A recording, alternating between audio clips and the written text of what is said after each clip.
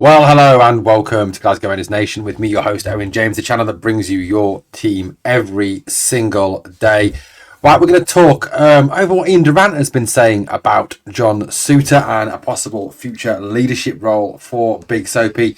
We're going to talk as well about a midfield trio that I want to see and a change of shape to really get the best out of this present Rangers squad. Look, if we want to improve, if we want to get better, if we want to at least end this season not on a disaster, you know what we need to do? We need to really sort this team out. And look, if Philippe Clement wants to save his job, then he needs to change. He needs to adapt, because I'll tell you something, if you don't change, if you don't adapt, you very quickly become extinct.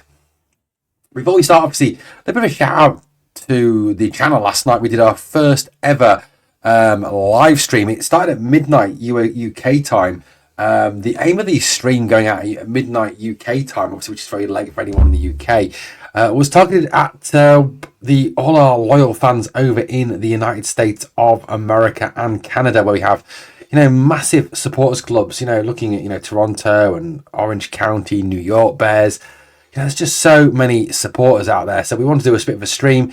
We're going to try and do one a week, sort of more aimed at the American supporter base. And obviously, if you're in the UK and you're still up and you can't sleep, then come and join us. Right, let's start off with what Rangers Rangers legend Iain Durrant has been saying about John Souttar. Now, Iain Durrant was interviewed, and was asked regards, future leaders for Rangers, future captains for the club. Now, we know that James Tavernier is coming to the work towards the end of his career with Rangers. He's 32, 33 now and has been fairly awful this season. I mean, his performances in virtually every game he's played when he started, for some inexplicable reason, he has been absolutely, genuinely dreadful. So, at this moment in time, Jack Butland is the vice captain of the team. But I don't know about you, but I don't really like goalkeepers as captains. It doesn't really suit. And I think, if you go back across time, if you go back across great captains, whether it be for Rangers or whether it be for other top clubs that go on to win trophies, it's centre halves. Centre halves really do kind of, really do show themselves up to be the best leaders of teams. You've got Terry Butcher, Richard Gough for Rangers, just two examples amongst many. John Gregg as well. Obviously, you've got Tony Adams for Arsenal, you've Steve Bruce for Manchester United, Alan Hansen for Liverpool. There's so many names out there that you just look at and think, yeah, great centre halves that were great captains. And I don't know what it is, but centre halves do tend to make the best leaders.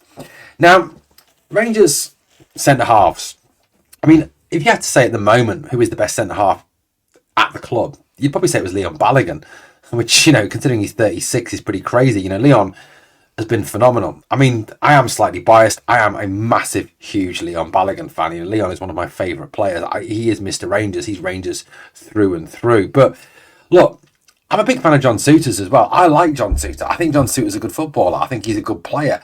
And I think, he does get a lot of unnecessary stick from fans. Yes, he makes mistakes. He does make the odd mistake, and sometimes that is a crucial mistake. But I'm going to repeat what I've said on a number of occasions.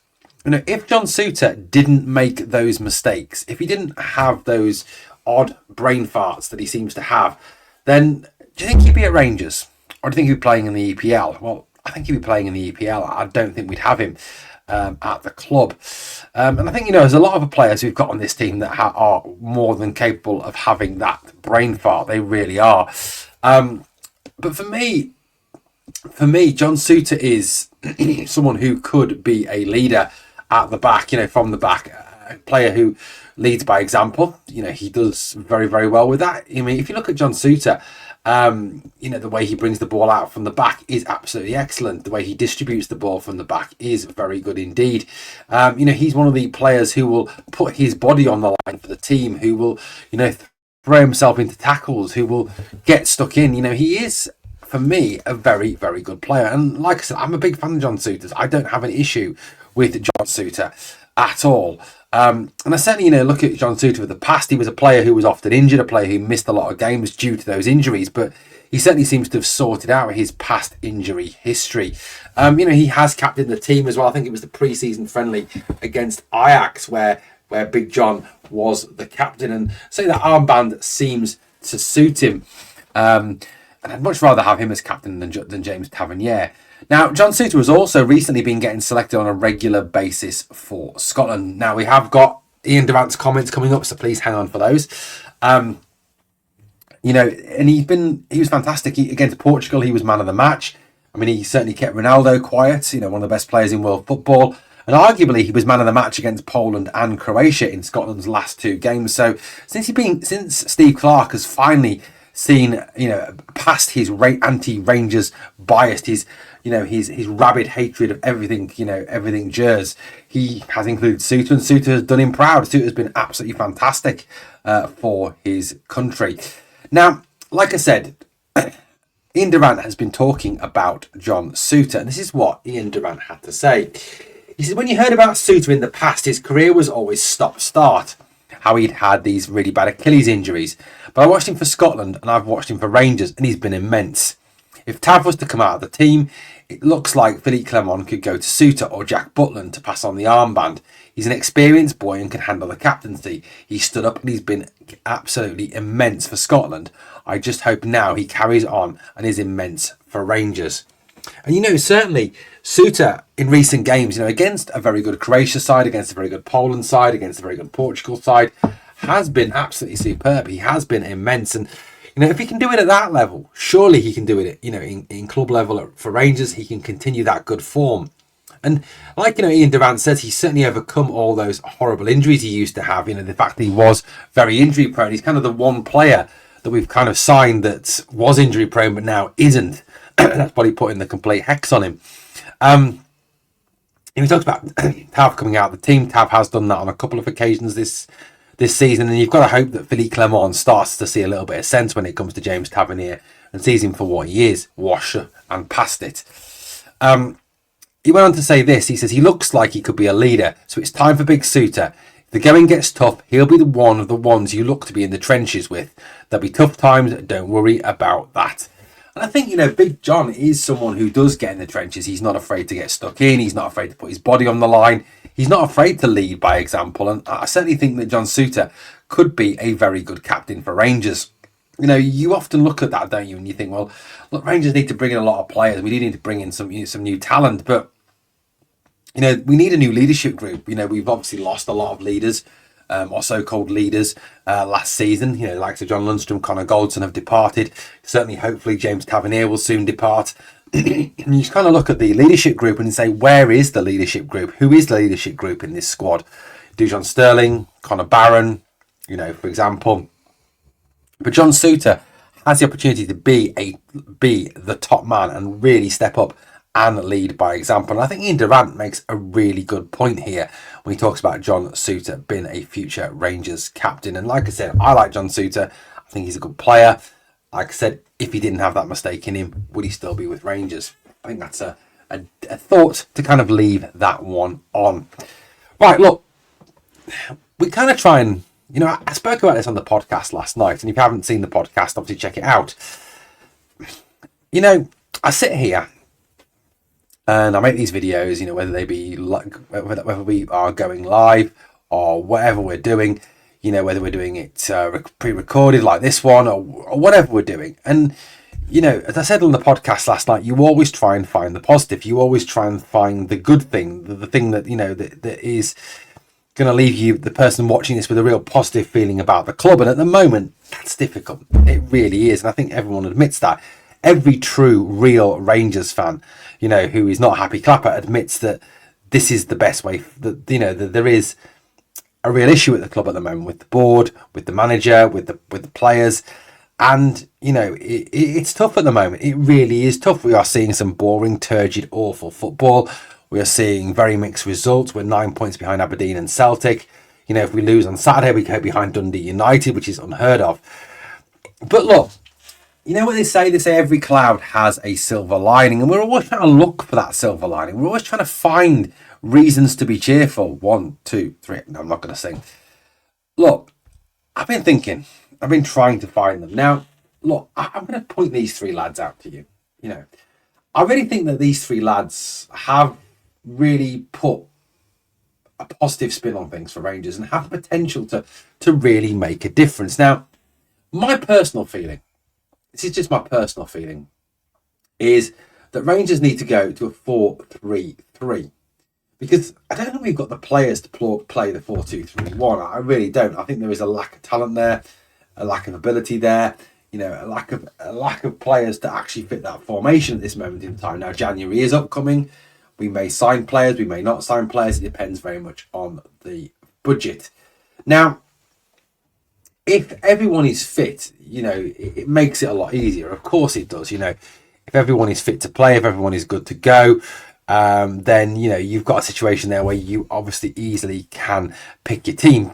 Now, if I was going to pick, if everyone was fit, if I had all the players to choose from, this would be my starting 11. Butland in goal, Sterling at right back. You've got to go with Dujon Sterling. The guy's quick, he's good tracking back, he's strong. He's just twice the player, 10 times the player James Tavernier is. Souttar and Balogun in central defence. Slight biasness towards Big Leon there. But, you know, Poppet is a bit of a car crash. Yefte at left back. Barron, Bayrami and Raskin in midfield. A midfield three of those three. A front three of Tierney, Danilo, and if once fit again, Cortez. Now, I want to focus on these three here. I want to focus on Conor Barron, Nadim Bayrami, and Nicholas Raskin. Now, in a period where things have not been great, in a period where, you know, the football's been boring, the football's been turgid, the football has been genuinely very poor, these three for me have been very, very good. Very, very, very good. I mean, Conor Barron, out of the three, really stands out. Conor has been absolutely excellent. You know, he's played as an 8, he's played as a 6. And wherever he's played, you know, he's always been there for the ball. He's always offered for the ball. He's got stuck in. If he loses a tackle, he gets back up and chases back and tries to win it again. You know, he gets involved in all the play. He goes forward. He goes back. He's just the all-round combative midfielder. And, you know, him and Nicholas Raskin have certainly formed a very good partnership in recent games. And people often describe those two as, you know, two little pit bulls, two little Rottweilers. And I think Nicholas Raskin has kind of started to settle into that 6 role. He's doing a good job there. He uses the ball well. He breaks up. He tackles. He brings it forward recoveries. He does very well in that position. He kind of is becoming a bit of a metronome, a bit of a football general, a football quarterback, you know. And I think Raskin has got the football intelligence to do that. So, you know, those two there have been absolutely excellent so far. Now, Nadim Bayrami, you know, considering he has been played out of position on the left wing, has done well. I think he could do a lot even better if he was played more in an attacking position, more centrally, more in where, you know, he likes to play. Now, I know what some people are going to come back at me at is that, you know, for Albania, he plays on the left. Well, yes, I know he plays on the left for Albania, but if you look at where he's been more effective in club football, in Switzerland and in Italy, it's been playing in that central role. That's where he's more effective, in and around the box, where he can take a shot, where he can, you know, thread a pass through, where he can play a killer ball, where he can create a chance. That's where he's more effective. Now, for me, going 4-3-3 and having a 3-man midfield, I believe would be exceptionally effective.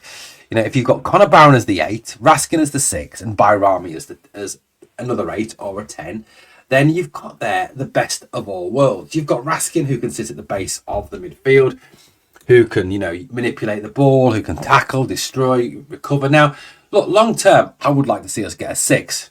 I don't know who, but Raskin can fill that role for me. Barron can then be an 8. He can get forward. He's got the energy to go box to box. He's got the energy to get forward. And I think he although he did very well as a 6, he's not a natural 6. If you look at where he played for Aberdeen, how Aberdeen used him, he was used more offensively. So for me, you know, that would give Barron the opportunity to get forward, to break the lines, to, you know, really help overcome that low block. You know, when you've got somebody thrusting from midfield, going forward, going beyond the midfield, beyond the back line, it does really help with overcoming that low block.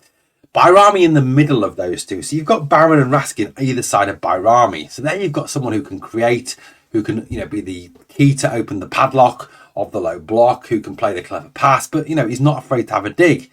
He's also got a slight fluidity. He will go, you know, anywhere, roam. So for me, these three could really be a midfield trio that would, you know, really match up with Hatate, Bernardo, whoever's playing in the Celtic, I don't really care who it is, Callum McGregor, whoever's there in the Celtic midfield, you've got a trio here who I think could bring the energy, the speed, the aggression, the talent to really match up with them in the cup final on the 15th and in the game in the new year at Ibrox. I mean, do I think the manager will do it? No, I don't, because he's very stubborn. He's stuck in his ways.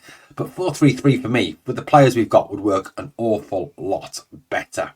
But I think these three do give you a slight cause for optimism, a slight silver lining to the cloud, even in the most difficult of times. Guys, let me know your thoughts on this one. I mean, I'm certainly more positive about these three.